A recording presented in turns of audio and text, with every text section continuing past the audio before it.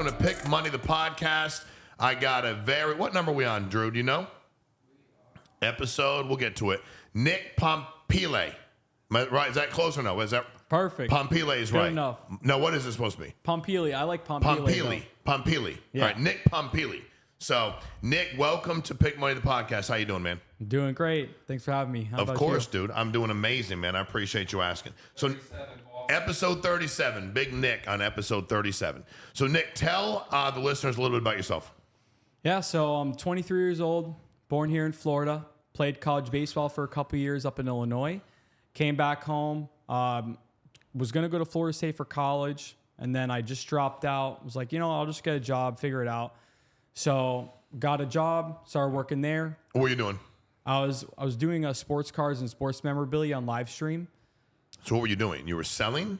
So I wasn't personally selling. I was pretty much like a Swiss Army knife. I was hiring manager. I was fulfillment guy. I was sleeve and case. So I would Wait a do a minute. bunch So of there was a different company that you worked for, and your company did what? You all bought and sold memorabilia. Yeah, sports cards and sports So memorabilia. if I had a LeBron James jersey signed, I want to sell it, I could contact y'all. Not really selling it, Okay. people buy it. So you had the memorabilia. Yeah, we had it at our company. How'd you get I'm just more curious now. How'd you get the memorabilia? So they would get it from like suppliers. So Got it. people that would specialize in sports memorabilia, they would go buy bulks of jerseys, bulks of helmets. Got it. They put it in an auction and then they sell it. So Got to it. different teams. So like I was telling Drew, what happens, like they would have a deck of 32 cards. So it's a gamble. So boom, Sean wins Dolphins. All right, Sean. So every Dolphins card, every Dolphins memorabilia is going to go to you. It can be a lot. It could be nothing. Mm-hmm. So just How long did you work there? I worked there for like 2.5 years, almost 3 years. How much money you make there? Best year? I don't know, like 60 grand, I think. Like 60 grand. Yeah. Okay. It 60, sounds 60. it's freaking confusing. So I can imagine. I always when somebody tries to explain, and you're doing a good job, but it's like we do all this other stuff in Swiss Army. And I'm like, dude, were they making any money? They were paying you 50 grand a year. So they weren't. They were definitely making a lot of money. They weren't paying me. They I was weren't doing paying like, you nothing. No. Okay. So you worked there 2.5 years. Yep. Then what happened?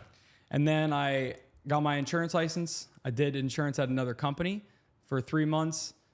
Had to figure out everything on my own. Didn't have anyone helping me. And then I came here to Family First Life. Yeah. I got started, and then that's pretty much where everything just started taking off for me in my life. Okay. So you got your insurance license when you were how old?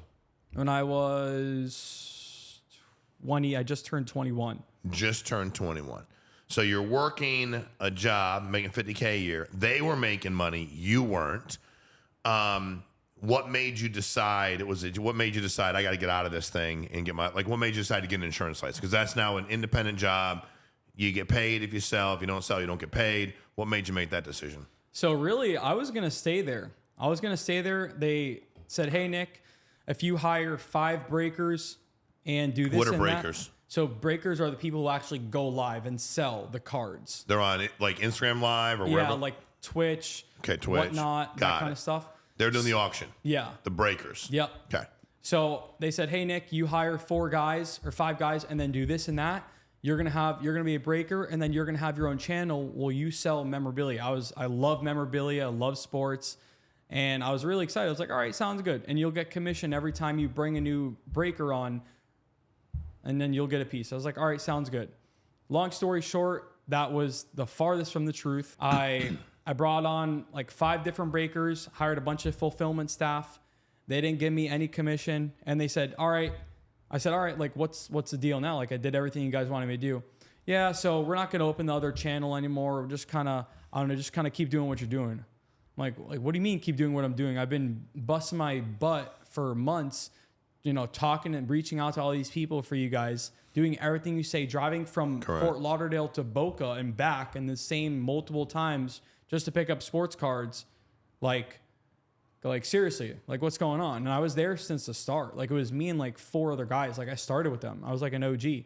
I was like, felt really disrespected. I was like an OG. That's great. Yeah. So I felt really disrespected. I was like, you know what? Screw this, man. Like I got to get my insurance license. That was my plan B anyway. I said, because I dropped out of college. It's either going to work out with like the sports cards and sports memorabilia, or I'll get my insurance license. And then I got my insurance license, and the rest is history.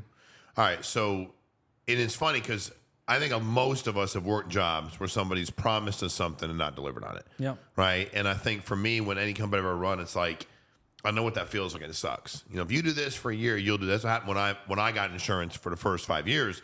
They had made me all these promises. And every time I did what they asked me to do, hit a level, did whatever it was always like they were always, it was a moving target. Mm-hmm. And eventually people tend to get angry, tend to get frustrated. Insurance, why was insurance your plan B? Like at that age, why did you decide you want to get insurance? To be honest with you, I didn't really have any other plan. I didn't have a degree. How'd you find insurance? How did that pop up though? My dad. Okay, so your dad was in insurance. Yeah, my dad's been in insurance since like 2012 at another company, and then started there. And then I was like, all right, like plan B, I'll just get my insurance license. My dad's been telling me about it like my whole life, so I might as well get it. I don't have anything to lose. Correct.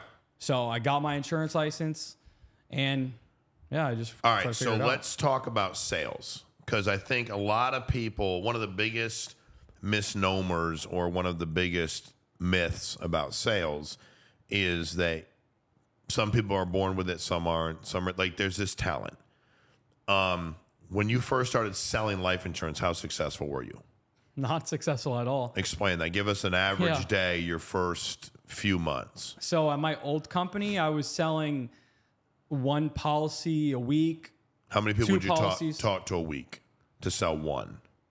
A lot. Give me an example, just roughly. I mean, like hundreds. 50, hundreds. Couple hundred people on the phone. Yeah. You speak to a couple hundred people to make one sale. Yep. So you'd work how many days a week?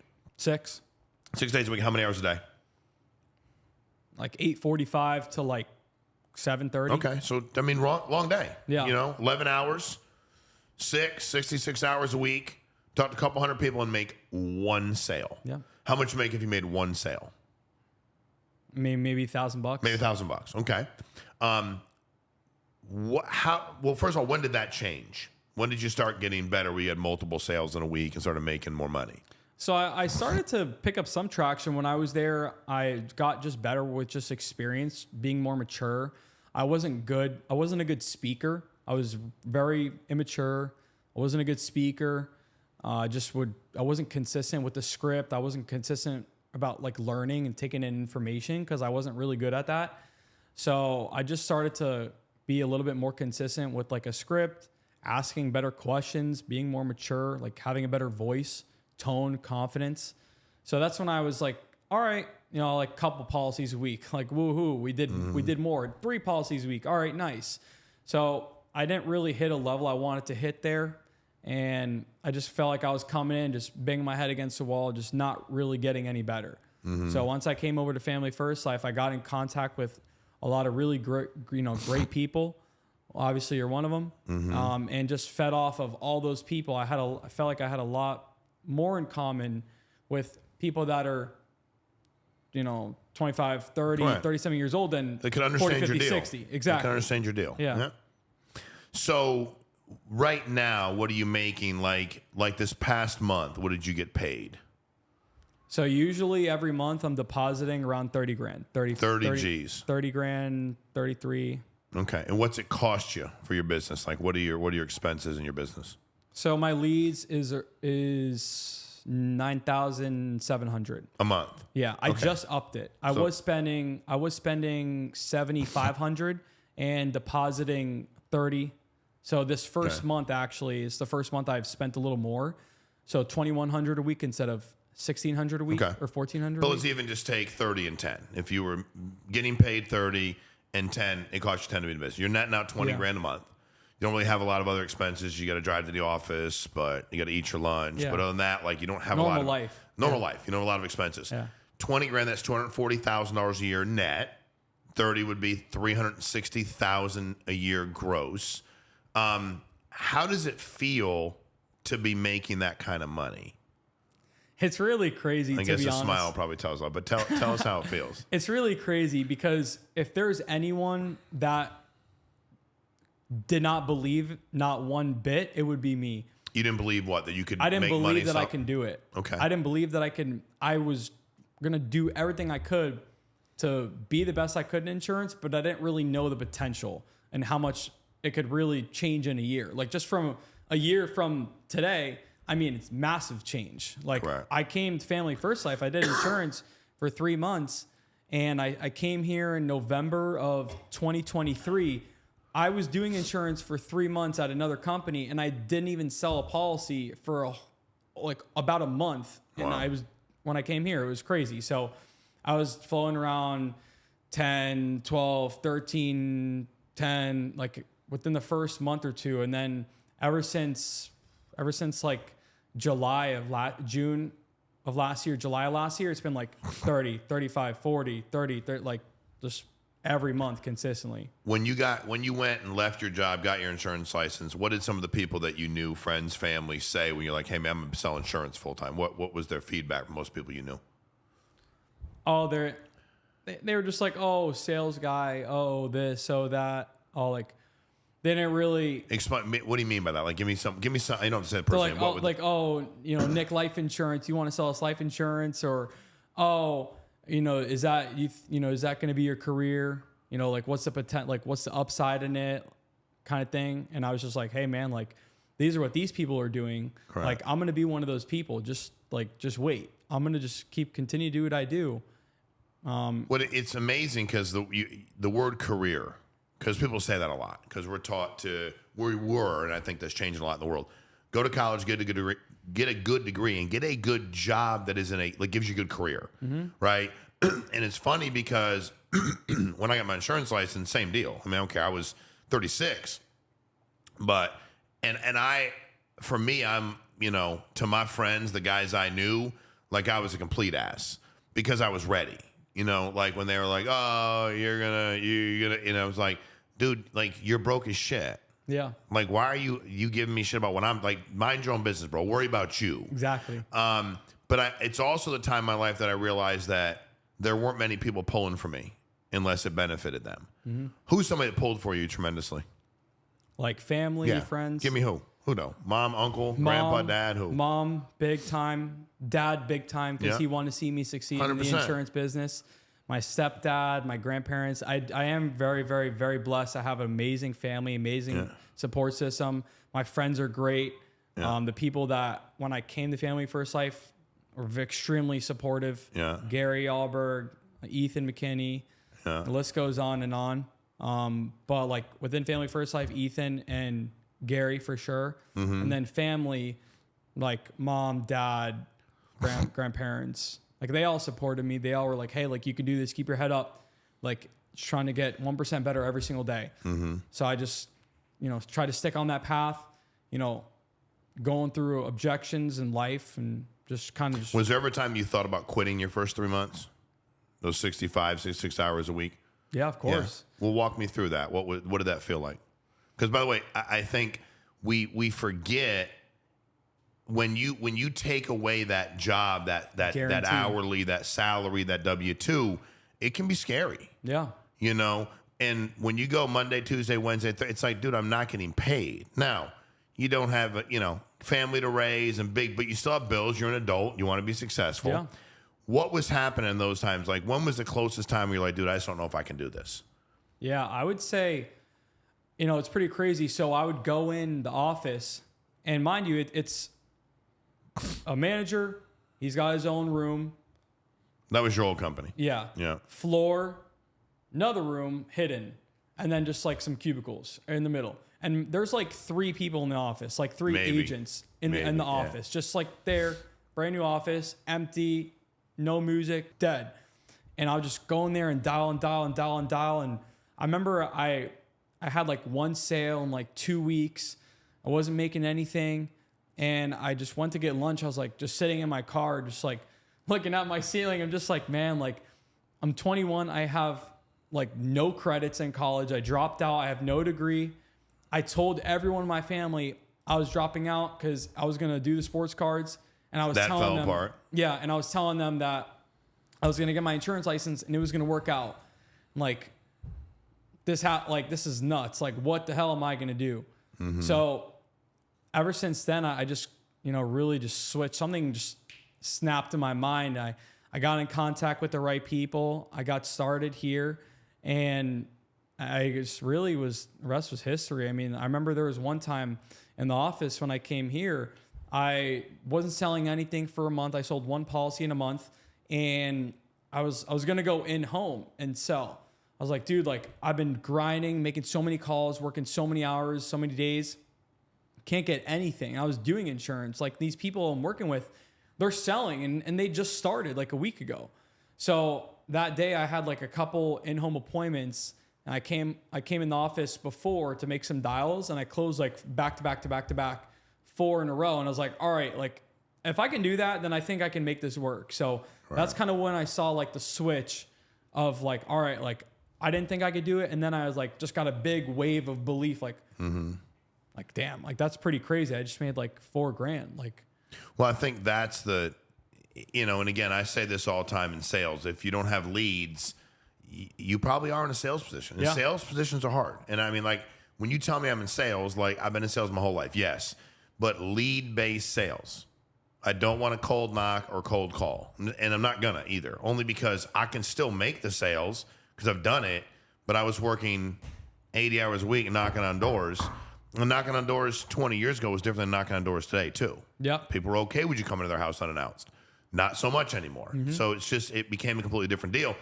But when you look at your grind and what you did, right? Because, and I always like what you just said. So that you had an office where there was a manager. He was in his own office. Did he sell anything? Barely. Barely. And there was one specific time where we were not selling anything. And you mean the agency, the office? Yeah. Got it. The agents weren't selling anything the whole week. Terrible week. I wasn't even on the guy's team, but he would just take charge like everyone was on his team. Even though he wasn't selling anything. Exactly. But he decided he was in charge. So he would just sit there, just feet up, just, chilling. And then he was like, you know what? Like, you guys are complaining this, that. Like, I'm going to start selling. So he just started selling and then just, like, putting it all up on us, like, all in our face. Like, hey, I just put this up. And he was, like, trying to compete. And it was, like, good competition. Yeah. I was like, all right, like, that, like, fired me up. And you're like, all right, like, you're just going to go from, sitting on your, you know what, and just, like, laying there to just selling and like, hey, I know you're good, but like still, like, come on, like at least like show us like how to do it. We're all new, Well, I think that's the magic too. Anytime you're building any business, it's not just can you sell, it's will you sell, and then can you teach other people to do it. And that was always my thing when you see people, like you see them and you're like, they're a good person, they're accountable, but how can they get more uncomfortable? Like for me with you, I like watching everybody. And you're just like, you watch people grow. And you watch the way they talk. You watch the way they carry themselves. You watch how comfortable they are in situations that used to make them really uncomfortable. And then you watch them continue to challenge themselves to find an area where they're uncomfortable. Because now for you, that area would be you building a business. Yep. Because selling, like nobody's perfect. You're doing pretty damn good. You're making good money. You're spending, a couple grand a week. Issuing $8-9 a week, like $10,000, like you're doing good. Yeah. Life's good. Now you building a team. You recruiting, because what you dealt with you is what you're going to deal with everybody else, and you're trying to empower them to go through the same shit. Because how about this? How many people have you hired in your business so far? 7. Okay. How many of them are selling life insurance full time? Like let's say they sell a policy once a week. 2. Okay. And what do you think has held you back? And by the way, nothing wrong with that. You got people. You're making money. So it's not like I'm like, what's wrong with you? You should be doing. But what do you think has held you back as far as you kind of maybe building the team, but just being pretty methodical about it? For me, it's like, all right, like if I took my foot off the pedal on selling, then I'm not going to be making any money.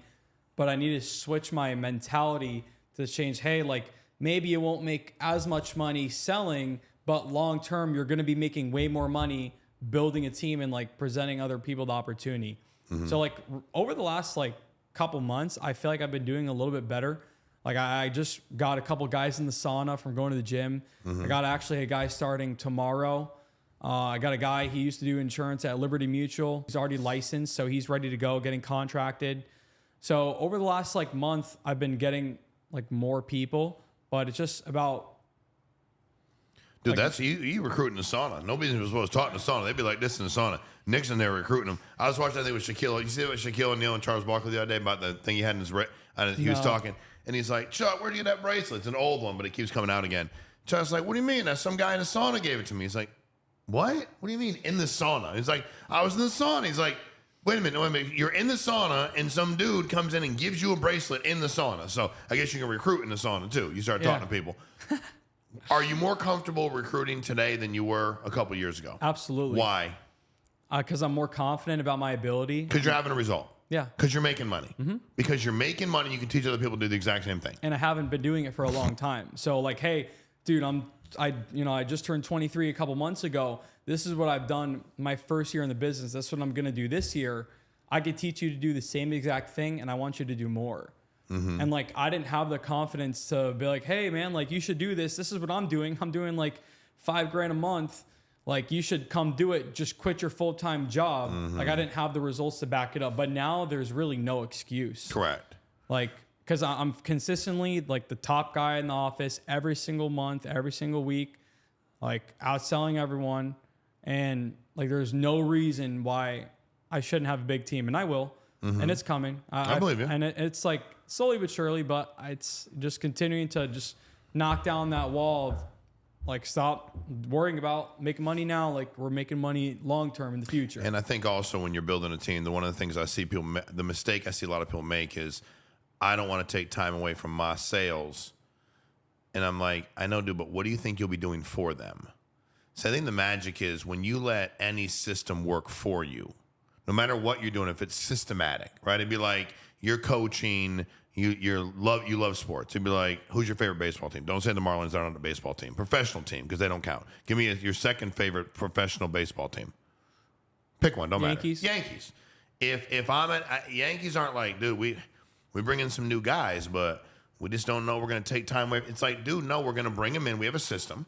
We're going to plug them into the system.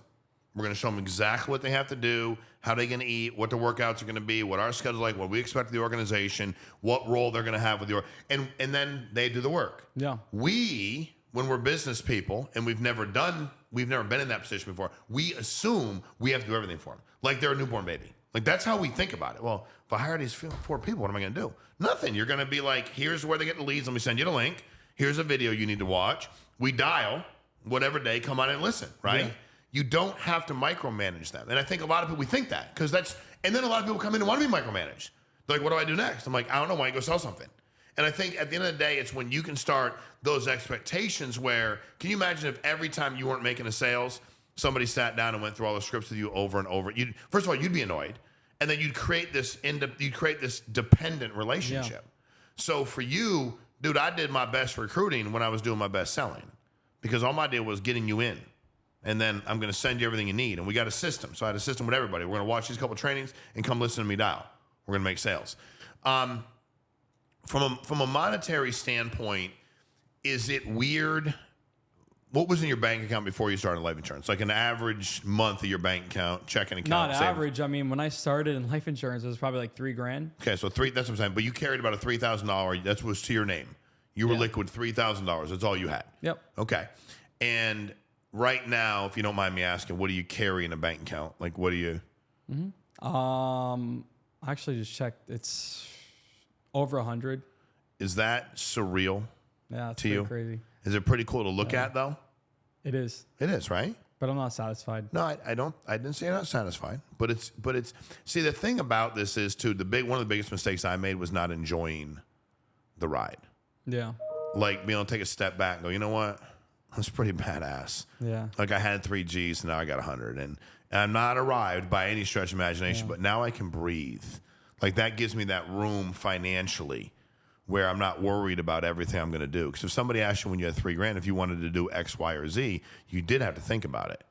Yeah. Because you're like, dude, man, I don't know if I can go out to dinner. I think I'm just gonna make some eggs for dinner or something. Because it's $3,000, and again, as much as like it was $3,000, but you didn't know what was coming in and what the deal was. And I think that the difference you get to make in people's lives, what's going to be amazing, Nick, the first time you sit with somebody that has the exact where you're like, remember when I met you? Yup, you had this much, and you're like, dude, here's what I'm making, and they have the smile on their face that you have. And also, God is great. So like, this doesn't happen by accident. You know, your mom comes over, she gets your stepdad's great, you know, she know Marissa, and you get hired. And it's like, how does that happen? You know, but it's crazy. But it's crazy, you know, and then it's just getting people to understand that dynamic. Yeah. You know, when you look at yourself today from a business standpoint, what are your business goals over the next, let's just say the next year? Well, selling, definitely Hall of Fame. I'm going to crush that. That's non-negotiable. That's happening. And I want to have a team doing at least, by the end of the year, at least 150 grand a month. Okay. I think those are very doable. I think so too. Because like I'll be doing the bulk of it. So I'll need people to do 100, let's say 100 grand. And the Hall of Fame thing, the funny thing, we were talking about this in the podcast earlier, right? Because I was arguing about Pete Rose should be in the Hall of Fame because he bet on his own team, right? Like, and he died. Now they're putting him on the ballot. Or they can vote for him, and the writers probably never let him in anyway. But I was talking to Chris Carter about it. He's like, dude, I'll tell you what, the Hall of Fame nobody can ever take away. Like, I'm always gonna be a Hall of Fame, but like you will always be a Hall of Fame. And I'm a competitive person, so like I'm like, if there's a Hall of Fame and I can get in it, I want to get in it. That's how I was when I first went to the first convention. I was like, man, like Hall of Fame, I'm brand new into this. Like, cause I came here in November. And the convention was like right there. It was like December, January. And I was like, wow, like that's crazy. People are like, they're making that much money. Like that's nuts. And people that look just like me, they're young. Like they're not anything special. They didn't walk off some talented sales bus. They weren't created to be talented salespeople. They were people just like you. Yeah. All different backgrounds, all walks of life, having success, all run the gamut. What do you think is one of the biggest lies people tell themselves? And I mean, business, life, personal journey. What is one of the biggest lies you think people tell themselves? Like with insurance or anything? Yeah, insurance, life, before insurance, school, baseball. Like, what is something that I mean, like I feel like it's who you know, not maybe like 50-50 what you know, but like who you know is like big. Like there's people that I'm friends with that are like, oh my gosh. Like I was with a bunch of my friends last night watching the Panthers game. Like, dude, like that's crazy. Like I see you're crushing it in life insurance. Like I remember when you were doing, sports cards. I was like, yeah, bro, like it's crazy. Like I know it sucked. Like you should get your insurance license, Correct. Like you should get your insurance license because you're still selling sports cards. You're making, like $2,500 every 2 weeks. Like, dude, I'm making 30 grand a month, like consistently. Like you're already selling. Like you should come do this. So why don't they? Because that's a big lie. Why don't they?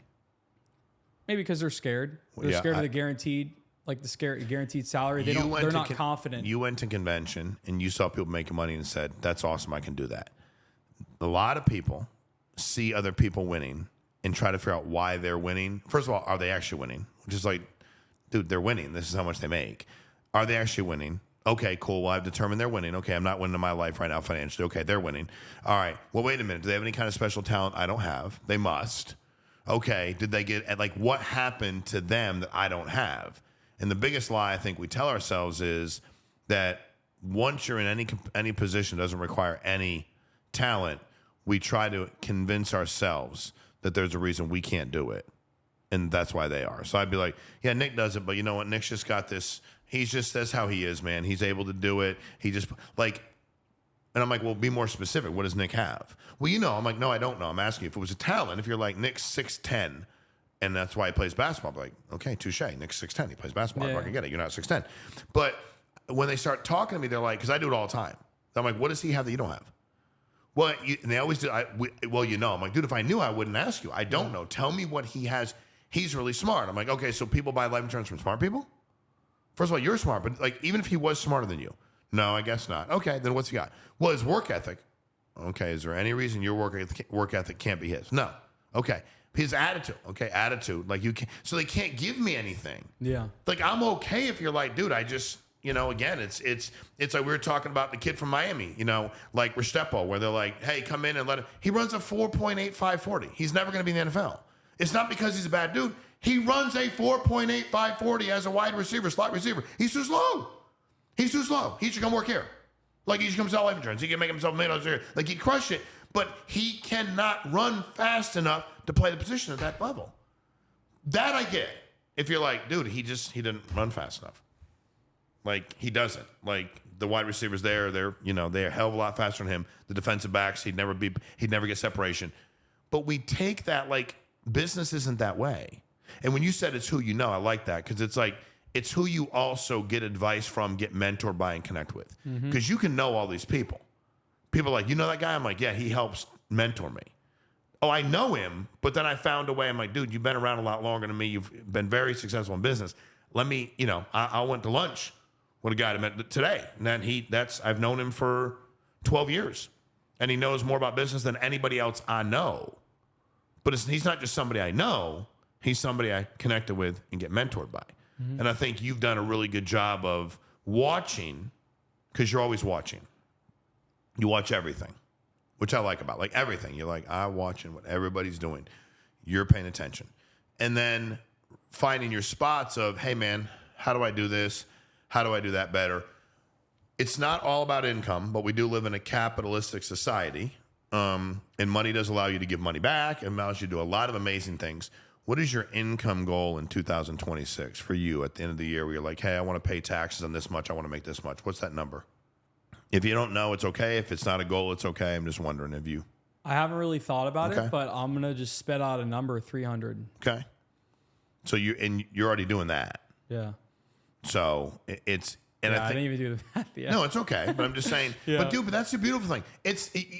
He's not driven by them. I mean, you're gonna make enough money to live a good life. You want to do all the things you want to do. But he's not driven by, I gotta make this much every day, every week, every month, every year. It's like, dude, I'm just gonna keep kicking ass and doing my thing. I'm just trying to control everything I control. There you go. Money's gonna come. Yeah. And he's already making over 3. And he's like, I want to make 3. Well, dude, you're probably gonna make a lot more than that. But at the end of the day, it's how many people you give an opportunity to. So you are, dude. All right. If people are watching. You're 23 years old. His background was in sports memorabilia, closer, bagger. What was that guy called? Separator. What were they? The ones you were trying to hire? What were they called? Breakers. Breakers. They were breakers. That's even better. Breakers. He's been around, played some ball, has some college, didn't graduate, didn't need to, doing really well, chose not to. If they wanted to talk to you, Nick, about life insurance, because people reach out to me all the time, and he gets them, we send them to people. Like, he's right here, dude. He's 23 years old. He's making himself good money. You see and hear what he's making. If they wanted to reach out to you, Nick, how would they find you? You could hit me on my Instagram, nick.pompili, or, I'll give you my personal cell phone. We can even hop on the phone. Like, we can drop that wherever. You can drop it right now, man. Give it to him. 561-569-1517. My name's Nick Pompeyli. You can give me a call, shoot me a text. Would love to explain the opportunity to you, explain to how it changed my life and how I can help you change yours too. So, Nick, when you were at your previous company and you left the office, what was the most motivating text you got from anybody in that office? What did that text say? We don't have to say who sent it, but what did that text say? So I picked up my stuff, said I was going to work from home. And I take out my computer. I'm just home, relaxing. LOL. A dude, not the manager. That was the manager. That was that guy. The one that hid in his office, came out one day to make 2 sales. I wasn't even on his team. You weren't even on his team. LOL. So he was LOL. What do you got to say to that, Nick? LOL. That's great. Man, that is very great. LOL. That's a great response to that. Who's laughing out loud now, bro? Nick, you are an unbelievable just person. You're great to be around. You're a really good dude. People like you a lot. You serve a lot of families. And I can't wait to see you build a team you want to build for you, your family, your future family, all of that. We appreciate you getting on. Hit him up on his personal cell. His manager, LOL, would never give out his personal cell. I promise you that. He's too busy with his feet up in the desk. But Nick will. Nick will teach. Nick will help. Nick will work hard. And I'm telling you, I promise you, you've got to find a way to figure out what is holding you back, because lead-based sales doesn't discriminate. As long as you want to work hard, you're going to get leads, you're going to find a way to be successful. I can't scream and yell about cold calling, cold knocking, prospecting. I just can't. But lead-based sales, he's crushing it. Life insurance, from memorabilia to life insurance. Find him, hit him up. We'll talk to you all soon. Thank you, guys. Like, subscribe, share, and please send it to some other people that need to know what they could be doing to help benefit their situation.